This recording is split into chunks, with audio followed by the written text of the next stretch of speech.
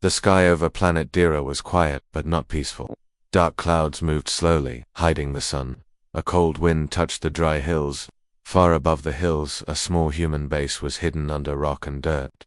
Inside that base, a man was lying flat, on his stomach, his eye looking through a long sniper scope. His name was Milan. He wore a grey uniform with no symbols. His face was calm. His eyes were focused. He had been here for 19 days. His mission was simple: watch, report, do not act. Earth had sent him as a silent observer to study the war between the Durans and a new enemy, the Zarnok robots. The Zarnok had arrived 6 months ago. No one knew from where. They did not speak. They did not answer calls. They just attacked cities, destroyed farms, and moved like a virus across the planet. The Durans, who had lived here for thousands of years, were now fighting for survival. Milan didn't know much about the Durans. He only knew they looked like humans, but had light blue skin and silver hair. Some had thin horns. They were not dangerous to Earth. They were peaceful, proud, and lived with strong traditions. Earth promised not to interfere, but that didn't mean Earth didn't care. Milan adjusted his scope. He was high above the main valley of Dera's capital. Below, thousands of Darons stood with weapons. Tall stone towers marked the edges of the city. In the center was a large temple shaped like a star. That's where the royal family lived.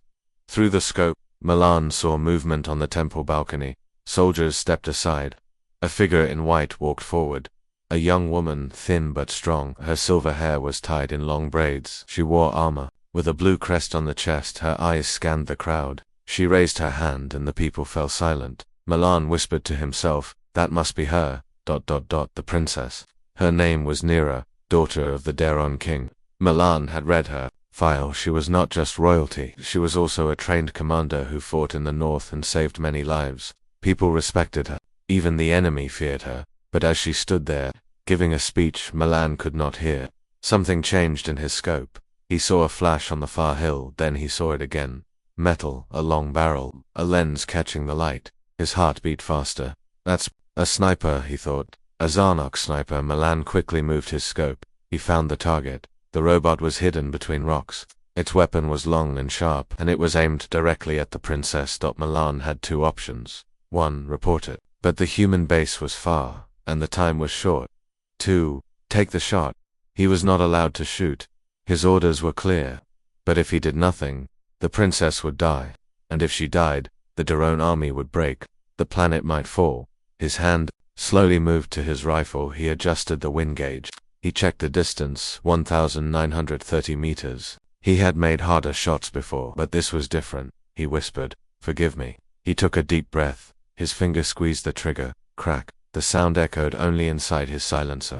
The bullet flew through air, over rock and tree, cutting the wind like a blade. It hit the robot's scope and shattered it. The second bullet was already in the chamber, but the robot didn't fire. Sparks flew from its head. It dropped without a sound. Milan exhaled. Through the scope, he saw Princess Nira flinch and look toward the hill. Her guards moved fast. They pushed her back inside. The balcony was now empty. Milan backed away from his rifle and packed it up. He had broken the rules. No matter what happened next, he knew he could never return to Earth as a hero. But deep inside, he felt something different. He had done the right thing. He spoke into his small recorder. Observer 14. Unauthorized. Shot fired at Zarnok threat. Target neutralized around. VIP saved. Ending mission. Moving out. He turned off the recorder. He erased the data from the base. Then he walked out, leaving behind his hidden spot.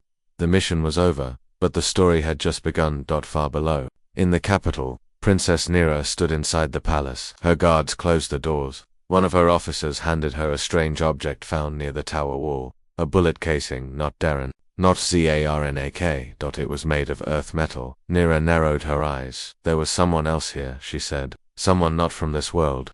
She looked out the window, toward the distant hill. Someone just saved my life. A soft breeze moved across the towers of Dera's capital, but the mood inside the palace was heavy. Princess Nira stood alone in the command room. The halls were quiet now, but her thoughts were loud. In her hand, she still held the strange bullet casing. It was smooth, gold-colored, and cool to the touch, not like the square energy shells her people used.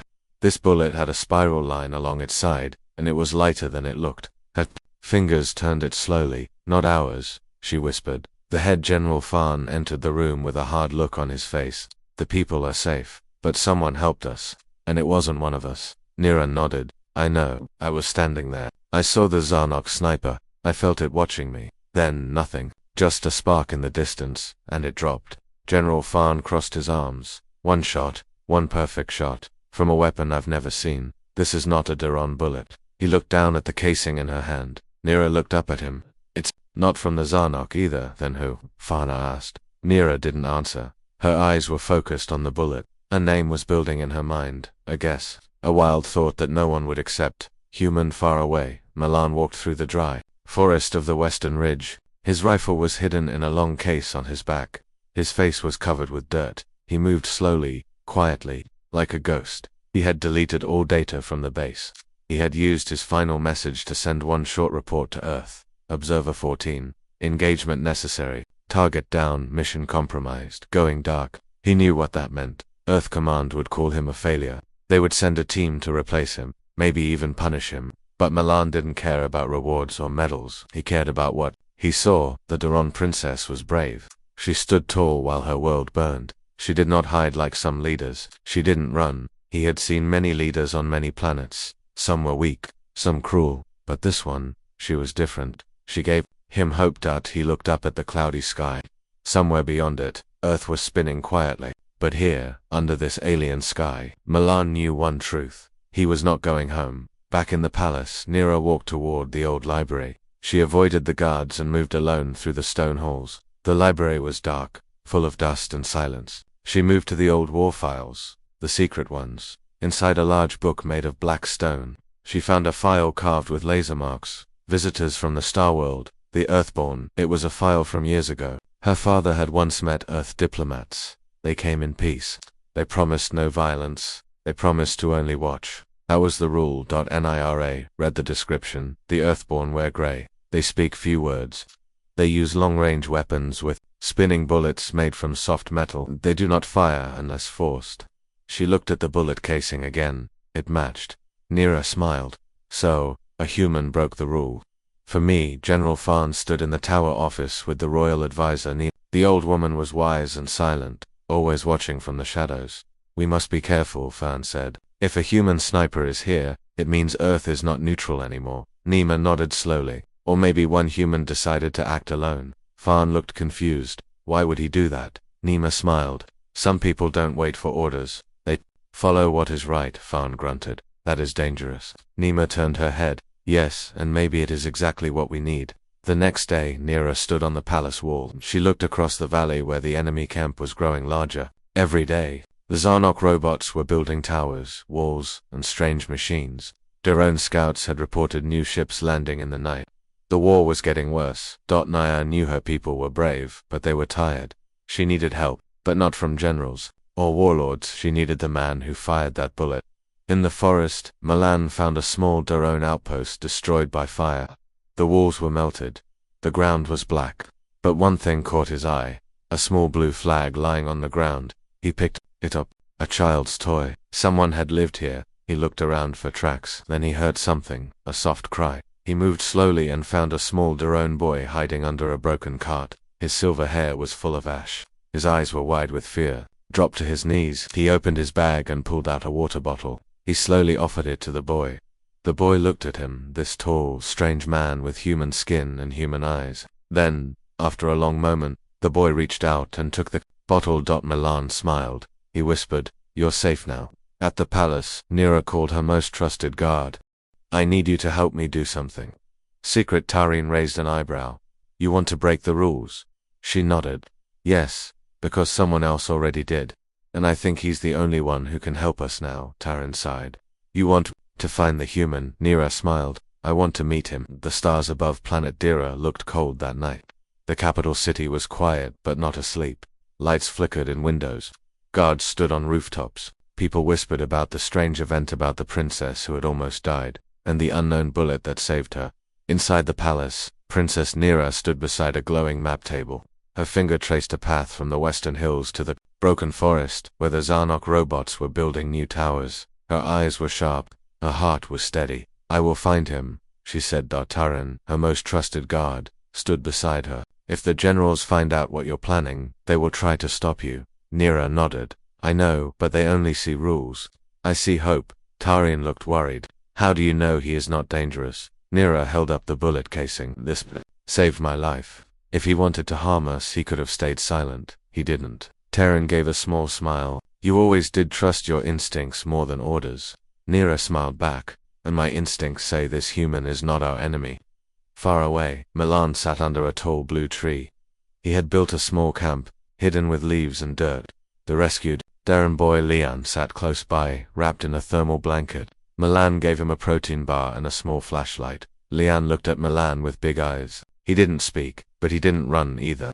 The fear in his face was less now. Nolan checked his old radio. No signal, no message from Earth. That was good. That meant they hadn't found him yet. He looked up at the stars. Why did I do it? He whispered to himself. He didn't have an answer. Only a feeling deep inside a need to do what felt right.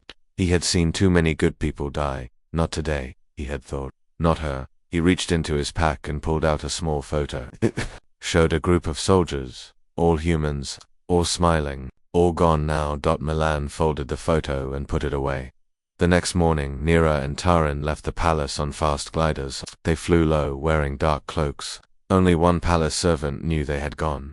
Their plan was simple. Go to the place where the enemy sniper had fallen. Search the nearby hills. Look for signs of the hidden shot. After 2 hours, they landed near a rocky slope. The air was thin. The sky was gray. Nira stepped off the glider and looked around. This is the place. I can feel it. Taran moved ahead and pointed to a flat stone. Princess, look there. Near the edge were marks in the dirt. A clear shape, flat, long, the shape of a person lying down. A sniper's position. Nira knelt down and touched the marks. They were fresh, not more than 3 days old. She smiled. He was here. Milan watched the smoke in the distance. Another village had been attacked. The Zarnok were spreading faster. He looked down at Lian, who was now sleeping quietly beside a warm fire. He could not hide forever. He had to do something. Milan picked up his rifle and checked the scope. Clean. Perfect. Ready. Then he heard something wings in the wind. He moved fast, grabbing the rifle and pulling Lian close. They hid behind the tree roots. 2 flying gliders passed above. Milan looked through the scope. His heart stopped for a second. It was Hertha Princess. She was searching. She was looking for him. He pulled back and whispered to himself. What are you doing here, Princess? Nira and Taran landed again near a small stream. She was tired, but not ready to stop. Taran pointed to some broken branches. Someone passed here recently. Nira looked down and saw a footprint. It was larger than a Darren's heavy boot. Not machine. Human. She followed the tracks, step by step, quiet, careful. Then she heard it, a click. She stopped. A voice called from the trees. Calm, strong, don't move. Taran stepped in front of her, drawing a knife. The voice said again, I don't want to hurt you, but I can't let you come closer. Nira raised her hands. I'm not your enemy. There was silence. Then, slowly, from behind the tree, Milan stepped out. He looked different, tired, dusty, but calm. His rifle was on his back. His eyes met hers. You're the princess, he said. Nira nodded. And you're the one who saved me.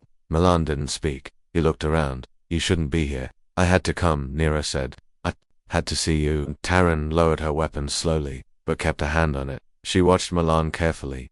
Milan looked at Nira. Why? Nira held out the bullet casing. Because this changed everything. They sat under the trees. Taran stayed on guard while Milan explained what happened, how he saw the robot sniper, how he broke orders, and how he was now on his own. I don't have orders anymore, he said. I only have my choices. Nira listened carefully. Do your people know what the Zarnok are doing? Milan shook his head. Earth doesn't care. They said only to observe. But when I saw you on that balcony, he paused. I couldn't let you die.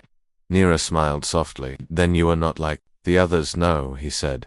I'm not. As the sun began to fall behind the mountains, Nira stood and looked out over the forest. My world is falling, Milan, and my people are scared. But you gave them hope without even showing your face. Milan looked at her. Nira stepped closer. Will you help us? Not as a soldier, as a friend. Milan looked at Lian, still sleeping safely. Then at Nira. He nodded once. Yes, I will. The forest was quiet, covered in early morning fog. A thin mist floated over the ground like a sleeping cloud.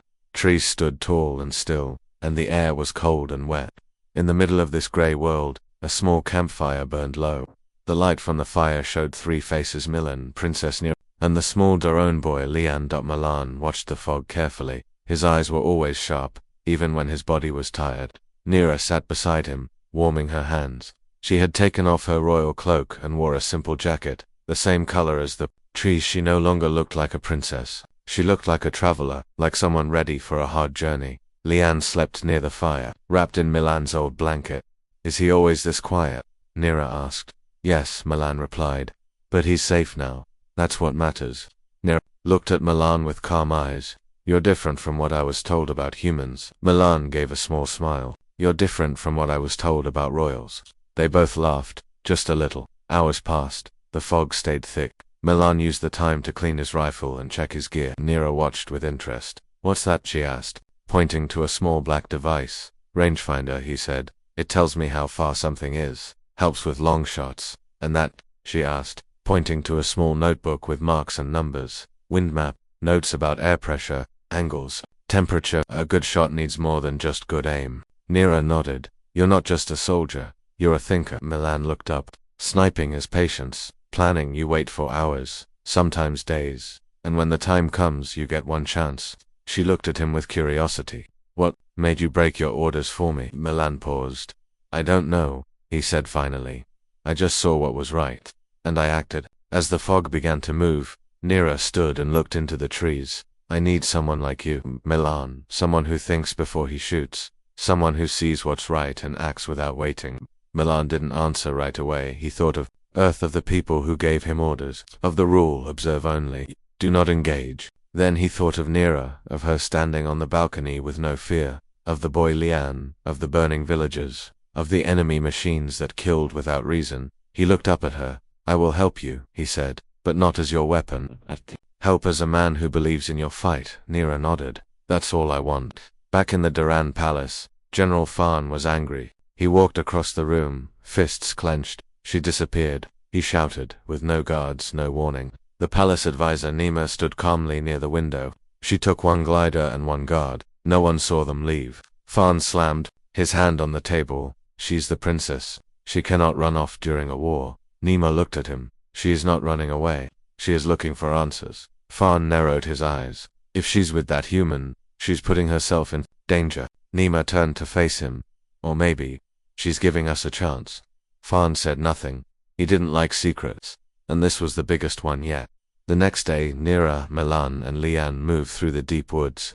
They found an old cave near the river. It was quiet, dry, and hidden from sky drones. Milan set up camp inside. Nira started a small fire. They talked more that night, about Dira, about Earth, about what each had lost. Nira shared a story from her childhood, how her mother taught her to ride a sky beast and not be afraid of the wind. Milan told her about his first mission on a cold moon where he missed a shot and saved a life by mistake. They both laughed again. It felt strange and peaceful, but peace doesn't last long during war. In the foggy forest, a small metal bird flew low. It had no eyes or wings, only sensors. It was a Zarnok scout drone. It caught a heat signal. 3 living bodies, one of them human. The drone sent a message back. That night, as Nira slept and Liane rested, Milan sat alone with his rifle. Then, a soft noise. He turned fast, weapon ready, but it was just Nira. She sat beside him. Couldn't sleep, she said. Me neither, he replied. For a while, they sat in silence. Then she asked, do you think your people will come for you? Milan shook his head. Not to help me. Maybe to stop me. Because of what you did, because I broke their rule. Nira looked at the fire. I was raised to follow every rule of my people. But lately, I've started asking questions. Maybe we both are not who we were before. Milan looked at her. Maybe that's not a bad thing. They looked at each other, and for a moment, there was no war. No Zarnok, no fear. Just understanding. But the peace broke fast. A sound, a sharp beep. Milan's device lit up an enemy signal nearby. He jumped up and kicked out the fire. Wake up, he said. Anaya grabbed Liane. Taran stood ready with her. Blade, we've been found, Milan said. They're coming.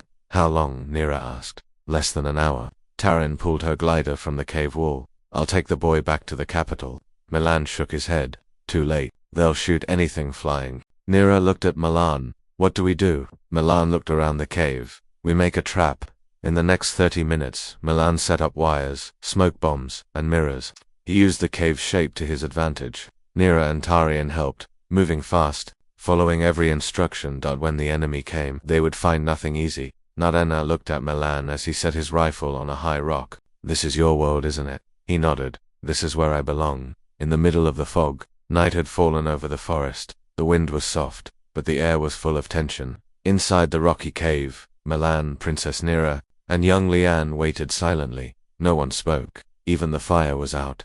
Only the sound of rustling leaves and distant machines filled the darkness. Milan sat on a high rock, his sniper rifle ready, his eyes watching the fog outside. He had placed traps all around the cave. Wires, smoke bombs, and mirror plates were hidden in the bushes and trees. He had only one plan: stop the enemy long enough to escape. Princess Nira sat beside Liane, gently covering him with a blanket. The small boy held her hand tightly. Taryn stood by the cave entrance, holding her blade. She didn't speak much, but her eyes missed nothing. Suddenly, Milan raised his hand. He had heard it. A soft hum. A clicking sound. Zarnok soldiers, metal feet, stepped slowly over the wet ground. Tall black robot bodies moved through the trees. Their red eyes glowed in the dark. They did not speak. They did not fear. They came to destroy. The lead robot scanned the area. It saw 3 heat signals inside the cave. The drone had been right. Target: human princess, child, the robot's cold voice said. The robots moved closer, and then boom. A small smoke bomb exploded from behind a tree. The robots stopped. A second one went off. Then lights flashed. Mirrors reflected heat in different directions. The robots were confused. What is this? Said one. Then Milan fired. Crack, one robot dropped. Then another. Then smoke covered the area again. Move now, Milan shouted. Tarian grabbed Liane. Nira stayed behind for a second, looking at Milan. He waved. I'll follow. She nodded and ran. Milan fired again. He hit another target, but they kept coming, more than he expected. Then he felt a strange pain in his leg. A piece of metal had cut him. He fell behind a tree. He looked up and saw one last robot coming straight at him. He reached for his second weapon, but before he could fire, a blue blade sliced through the air. Taryn, she had come back. The robot's head rolled off. Its body crashed down. Taryn pulled Milan up. Next time, don't stay behind alone. Milan smiled, even in pain. You're fast with that blade. They ran toward the others. By morning, the group reached a quiet hill, far from the attack site. Nira used her wrist device to call a secret Daron scout ship. They flew low, hiding from Zarnok and Earth satellites. Milan sat in the back of the small ship, leg wrapped in cloth. His mind was busy. Not with pain, but with questions. The Zar knew where he was. That wasn't surprising, but something else was. They spoke his name, not just target. Human. They knew him. That meant someone had told them. Someone who knew him. Someone from Earth. In the capital, the palace was buzzing. Princess Nira had returned, but she didn't return quietly. She walked into the council chamber with her head held high. General Fan stood and shouted, "You broke our rules." Nira raised a hand. "And I found a truth you were too blind to see." The generals murmured. Nima, the wise advisor, said nothing. She just watched. "I met the human sniper," Nira said. "He saved my life, and he risked his own to protect a Daron child. He is not our enemy." Fan slammed his hand on the table. "Earth has always said they are neutral. If this man acted alone, then he must be stopped before war begins." Nira stepped forward. "What if Earth is not neutral anymore?" The room went silent. Fan's eyes narrowed. "What are you saying?" "I'm saying we may have 2 enemies," Nira said. "Not just the Zarnok. Someone from Earth wants this war to continue." The silence turned into fear. That same night, far away in Earth's high orbit, Commander Voss stood on the bridge of his battleship. He looked at a screen showing Dera's map. Red marks blinked where the Zarnok forces moved. An officer stood behind him. "Sir, we lost contact with Observer 14. Voss nodded. "Yes." He turned rogue. "Should we send a cleanup team?" Voss smiled coldly. "No. Let the Zarnok handle him. But sir, what about the princess?" "She knows too much now," Voss said. "She must not leave the planet again, and neither should he." The next day, Milan sat with Nira on the palace garden wall. His leg was healing, but he still walked with a stick. "This place is beautiful," he said. "Even during war." Nira smiled. "It was once a land of peace. We grew fruits, built schools, sang songs in the wind. Now we just fight to survive." Milan looked at the sky. "What if the war was never about your planet?" "What do you mean?" "What if someone wanted your minerals, your land, your silence?" "The Zarnok are strong, yes, but they don't mine. They don't harvest. They only destroy." Nira's eyes widened. "You think they are being controlled?" Milan nodded. "Maybe not controlled, but allowed. Pushed in the right direction." By someone who profits. Commander Voss, Nira whispered. Milan didn't answer. He didn't need to. That night Nira stood at her window. She looked at the stars. Somewhere out there was a human ship watching, recording, maybe even planning. She made a decision. She turned to Terran. Tell the guards. Tomorrow we prepare a message. What kind of message? Nira looked strong, one that tells the truth, and we will send it to every world that will listen. In the shadows, Milan prepared his rifle again. He cleaned it slowly, like a quiet ritual. His eyes were calm. He knew what was coming next. Enemies on both sides. But he also knew this. He was no longer alone. The wind over Dera's royal tower was sharp and cold. Thick grey clouds moved across the sky. Princess Nira stood on the balcony in her battle armor, her eyes fixed on the horizon. She had not slept much. Her mind was full of plans and danger. Inside the palace, Milan looked over maps and signal codes. His leg was still healing, but he moved better now. On the table beside him sat a small black boxer signal jammer built by Nira's tech team. It could block enemy drones for 10 minutes. That would be just enough time for what they had planned. Nira entered the room and placed a glass chip on the table. This is it, she said. This is our message. Milan picked it up and read the digital lines. To all free worlds. Earth Commander Voss is trading weapons to the Zarnok in return for resources from our land. He is helping the enemy. He is using Earth's name to hide his actions. This must stop. Milan looked up. Are you sure about this? Nira nodded. Once we send it, there's no turning back. Milan understood. This message would reach many planets. It would call out Voss. It would show Earth wasn't all innocent. But it would also put a target on both of them. He looked at Nira. Then we have one last move before the message goes out. She nodded. Voss, up in orbit, far above Dara, Commander Voss stood in his shining command room. Around him, Earth flags hung from steel walls. Behind him, wide windows showed the planet below. He was preparing for the final step of his secret deal. A Zarnok general appeared on the screen. Our machines will take the capital city in 4 days, the robot voice said. Good, Voss replied. After that, Earth will arrive as a peacekeeper. The people will surrender, and the resources will be ours. The robot nodded and disappeared. Voss smiled coldly, just as planned. Back on Dira in the mountain outpost, Milan checked his sniper rifle one last time. He placed it inside a special case made to survive space travel. His target would not be on the ground. This time, it would be in orbit. Nira stood beside him. Are you sure this will work? Milan answered. We only get one chance. But if I can break his window, just for a second, and destroy his weapon, the world will see what kind of man he is. She handed him a sealed badge. This will let you board the satellite ship. The rest is up to you. He took the badge, then paused. You're risking everything for this. Nira looked calm. I'm not afraid of losing power. I'm afraid of losing truth. The next day, a small ship left Dira quietly. Milan was on board, dressed like a space technician. His ID badge was fake but good enough to pass Earth's scans. His rifle was hidden in parts inside a tech repair box. No one stopped him. No one looked twice. He entered a service station near the orbit line. From there he had a clear shot at Voss's window. A glass shield protected the commander's control room, but it was not bulletproof, not from the inside of orbit. Milan set up slowly, carefully, quietly. He checked wind direction, temperature, rotation speed, timing. He had one shot. Back on Dara, Nira stood before a large satellite dish. Her message chip was ready. Her team waited for the signal from Milan. If the shot succeeded, they would send the message to every alliance, every neutral zone, every planet that still believed in peace. Taran stood nearby. Do you trust him? Nira didn't look away. From the sky, yes, with everything. In space, Milan lay flat inside the cold service station. He checked his scope, then checked again. He saw Voss clearly standing with 2 officers, talking, smiling. Milan breathed in. He focused, he whispered. To himself, for Dara, for truth. He pulled the trigger. Crack. The sound echoed inside the small metal room.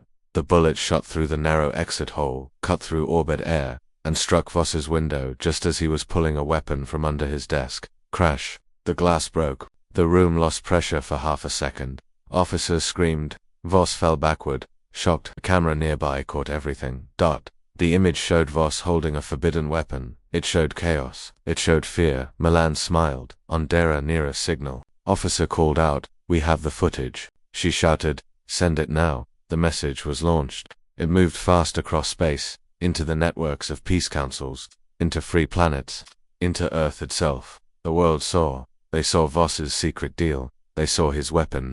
They heard Nick's message and people began to ask questions. Hours later, Earth Command sent a new message to Dira. Commander Voss has been removed. Earth will investigate his actions. Peace talks may begin. Human presence will be reviewed. We are open to open truth. Nira read the message with a calm face. They're scared now. Terran smiled. We finally have their attention. Milan returned to the palace 2 days later. Quiet, as always. He walked up to Nira as the people cheered in the streets. You did it, she said. No, Milan said. We did it. That evening, under the soft light of the moons, Nira stood on the balcony with Milan. Will you stay here? She asked. He looked at the stars. Earth may not want me back, she smiled. Dira does. Milan nodded slowly. Then maybe this is home now. And for the first time in many years, Milan felt something he hadn't felt in a long time. Peace. Morning light spread over the hills of planet Dira for the first time in many months. The sky was blue. No enemy ships flew above. No black smoke rose from the villages. The war was not fully over, but peace had begun to return. In the capital city, bells rang softly. People came out from their homes. Children played in the streets. Farmers reopened their fields. Healers started rebuilding clinics. Everyone was talking about the same two names, Princess Nira and the human sniper Milan. They were no longer strangers. They were heroes. Inside the palace, Princess Nira stood in the great hall. Her silver armor shone in the sunlight. She looked strong, but also calm. Before her stood the high council leaders from all over Dira. Nira raised her voice, clear and steady. Our people have suffered. Our cities were burned. Our skies were full of fear. But today, we begin again. Not as warriors, but as builders. Not in silence, but in unity. The council nodded. Even General Farn, who once doubted her, stood with respect.